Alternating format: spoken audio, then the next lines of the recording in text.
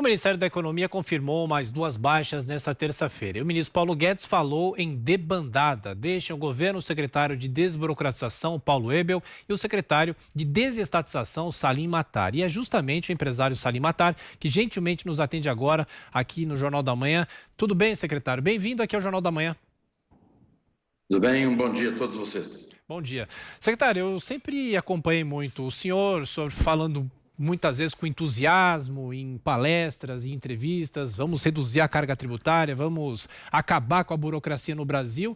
Eu não tenho como não deixar de perguntar o que efetivamente aconteceu, por que o senhor perde esse estímulo e sai do governo? Tudo na vida tem um ciclo. E nem todas as pessoas que começam no governo, como no meu caso, comecei dia 1º de janeiro de 2019, vão até o final. Então, alguns vão até o final, alguns vão passando por uma fase, um período que acreditam ter sido aquela a sua contribuição.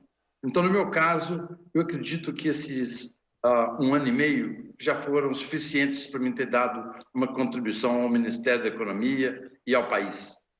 O que o senhor não conseguiu fazer e gostaria de ter feito? Eu vou iniciar sobre o legado que nós deixamos. Nós deixamos um legado sobre um estatuto modelo para todas as estatais brasileiras no padrão da OCDE.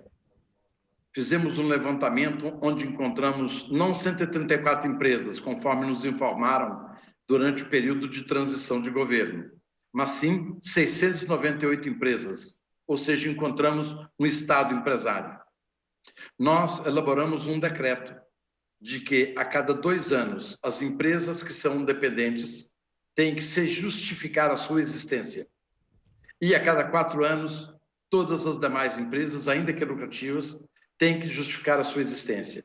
Isso é um legado. E vendemos também, nesse período, 150 bilhões de desestatizações e desinvestimentos, reduzindo 84 empresas no portfólio que tinha, então, o governo com 698 empresas. Secretário, agora girando os nossos comentaristas, eu começo por Thaís Oyama. Thaís. Secretário, bom dia. O ministro Paulo Guedes já disse para várias pessoas que se o teto de gastos romper, se o governo quiser furar o teto de gastos, ele está fora. Esse risco ao teto de gastos foi um dos motivos que o empurrou para fora do governo, que fez com que o senhor decidisse que a sua estada do governo já deveria chegar ao fim, secretário? Não, a minha saída não tem nenhuma correlação com o teto de gastos. A minha saída era alguma coisa que eu já, de alguma forma, estava pensando em fazer com que a minha contribuição já tenha chegado ao fim.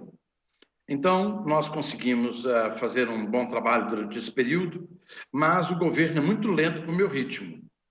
Para o meu ritmo não dá um governo com essa lentidão, essa burocracia.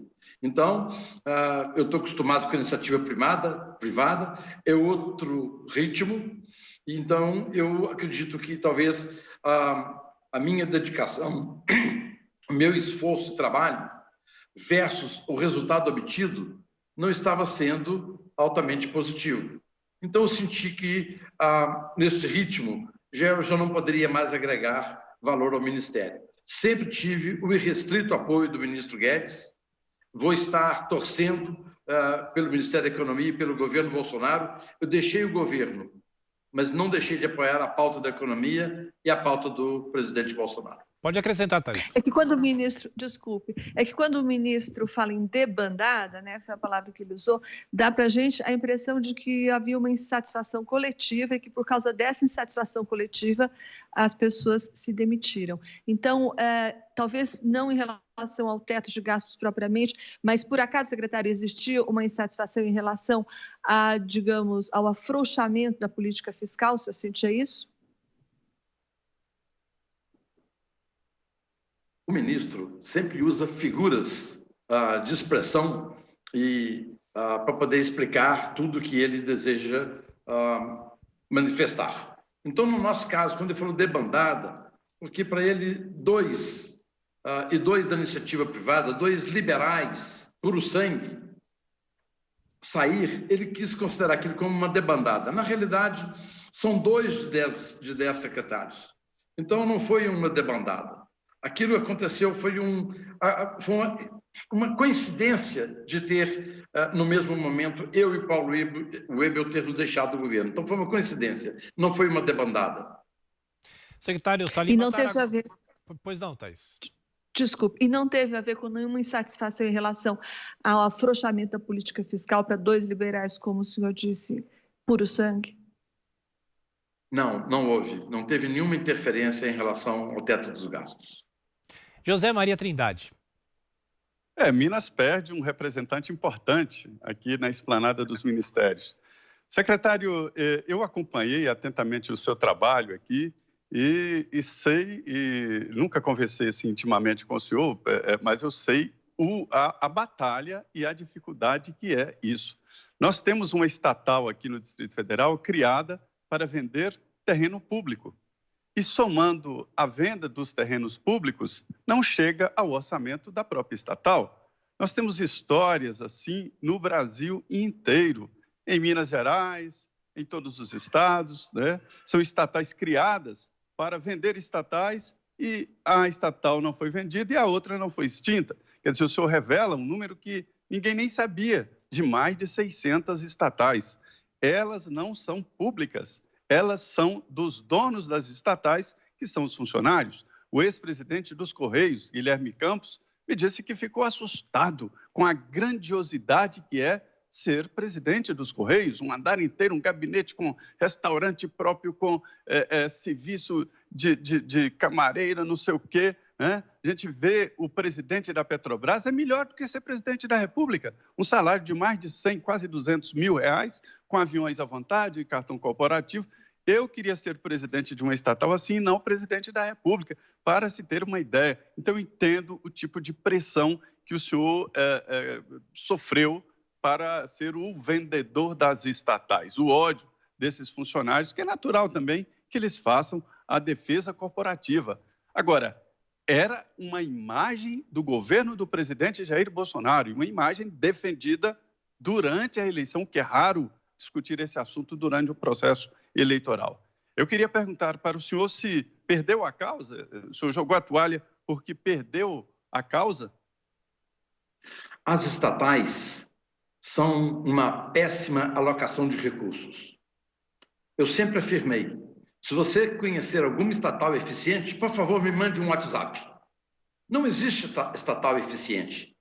As estatais se transformaram nos últimos governos como feudos, pontos de corrupção como Mensalão nos Correios, Petrolão na Petrobras. Então, o Estado não tem que ser empresário. É uma violação do artigo 173 da Constituição, que diz que o Estado só pode ter empresa quando, no caso de segurança nacional ou relevante interesse coletivo. Onde está relevante interesse coletivo no Banco do Brasil? Distribuição de combustível, de gás, cartão de crédito, seguros, resseguros, prestação de serviço de informática. Ok, os governos anteriores violaram a Constituição e constituíram esse Estado empresário. Eu acredito que vai continuar essa campanha do Guedes em reduzir o tamanho do Estado, em privatizar. Eu comungo com Guedes. Por mim, eu privatizaria todas as empresas estatais brasileiras, todas, sem exceção. Secretário, então, claro que existem algumas de segurança nacional que talvez possam ser rediscutidas, mas eu não me sinto confortável em que o país tenha alguma estatal. Não é papel do Estado. Quem gera emprego e riqueza é a iniciativa privada. O governo se contenta em ser um centro de custos. E nós temos hoje no Brasil uma triste realidade. A renda per capita média brasileira é de R$32 mil.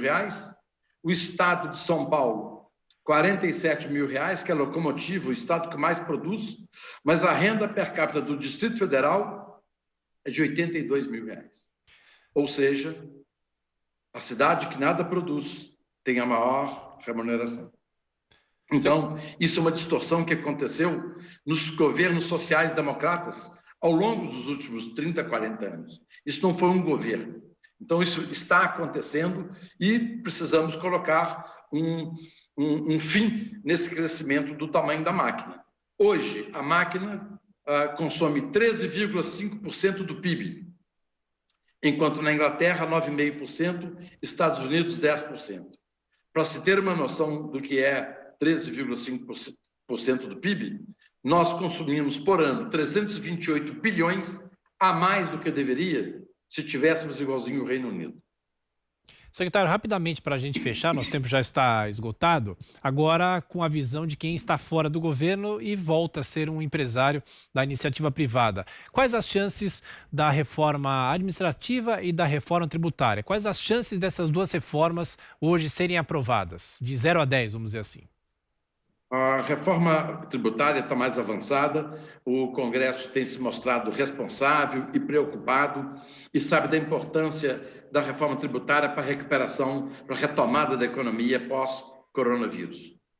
E a reforma administrativa está se procurando um momento melhor para entrar com ela. Eu acredito que a própria saída do Paulo Webel, dizendo que um dos motivos da sua saída foi a reforma administrativa, possa efetivamente desengavetar a reforma administrativa. Então, estou confiante que ambas as reformas poderão acontecer ainda este ano. Secretário Salim Matar, mais uma vez, muito obrigado por estar aqui conosco, dando esse depoimento nessa saída do senhor do governo e boa sorte. Até a próxima. Obrigado. Bom...